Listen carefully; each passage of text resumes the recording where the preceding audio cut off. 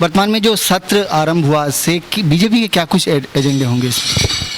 वो एजेंडा के बारे में तो अभी आपको बता ही दिया आनंद जी, इसलिए उसमें कोई बहुत बड़ी बातें नहीं है, क्योंकि विधानसभा सत्र ही मात्र 2 दिन का है। और अभी हम लोग बैठे थे तो बैठ के 2 दिनों के बारे में जो चर्चा हुई, क्या क्या करना है, तो अभी आप सब लोगों को अनंत ओझा जी ने ब्रीफ कर दिया, इसलिए उस पर कोई हमको और अतिरिक्त कुछ कहना नहीं है। तो क्या बाबूलाल मरांडी के बढ़ते कद से सरकार डरी हुई है क्या, जो नेता प्रतिपक्ष के नाम पर लगातार पीछे हट रही है? देखिए, मैं तो छोड़ दिया इस बात को, क्योंकि आप तो प्रतिपक्ष की हम क्यों मांग करें, हम तो क्या बोलते हैं पक्ष की हम तैयारी कर रहे हैं कि भाई आप। अच्छा सर, सहायक पुलिसकर्मी लगातार जो है प्रदर्शन पर अड़े हुए हैं, आप भी गए थे उनसे मुलाकात करने के लिए, तो अब बीजेपी का क्या रणनीति होगा उनको लेकर? देखिए, रणनीति बिल्कुल स्पष्ट है। हमने उस दिन भी कहे थे, जा कर के मिले थे जब उन लोगों से, तो हमने साफ साफ कहा दिया था कि भाई जो सरकार बनने के पूर्व तो बड़ी बड़ी सरकार ने दावा की थी, कहा था कि भाई 5 लाख लोगों को हम नौकरी देंगे, और यहाँ तक घोषणा की थी जो बेकार है, बेरोजगार है, जैसे वो MA पास है तो 7,000 रुपये प्रति माह भत्ता मिलेगा जब तक नौकरी नहीं मिलता है, BA पास है तो उनको 5,000 रुपया प्रति माह भत्ता मिलेगा। भाई नए कोई नौकरी दिया नहीं, ना किसी जवानों को भत्ता दे रहे हैं, बल्कि जो लोग पहले से काम कर रहा था कॉन्ट्रैक्ट पर, अब उन सारे लोगों को भी ये सरकार हटा रही है।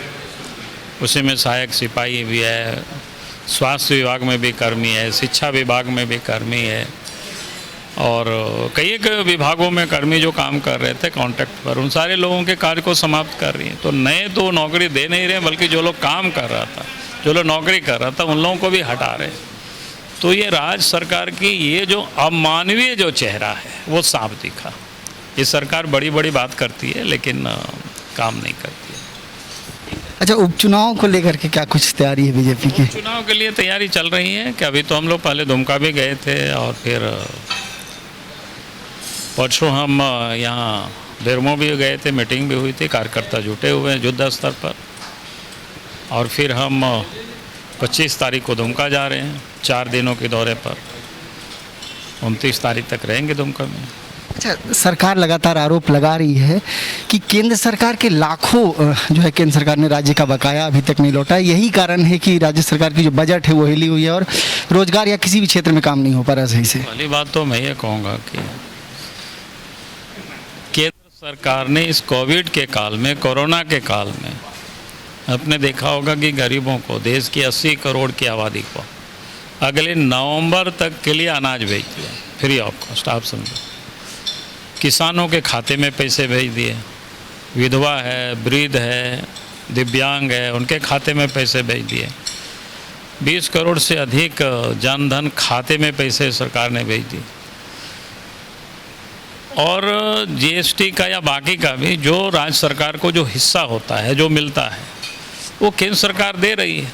और फिर आज राज्य में अब जो भी काम दिखाई पड़ रहा है, तो मनरेगा में काम दिख रहा है, तो भारत सरकार उसमें जो बजट में पहले 60 करोड़ की प्रावधान किए, तो उसमें अतिरिक्त फिर 40 करोड़ रुपया उसमें जोड़ दिया, यानी कुल मिलाकर के 1 लाख करोड़ रुपया तो मनरेगा में। और आज मनरेगा में जितने लोगों को काम दे सकते हैं, जितने काम कर सकते हैं, कोई उसमें पाबंदी नहीं है, तो काम वही चल रहा है। प्रधानमंत्री सड़क योजना का काम चल रहा है। बाकी तो ये सरकार अपनी राज्य की खजाना की बार बार बोलते हैं खाली है, तो खजाना में पैसा आने ही सरकार नहीं दे रही है।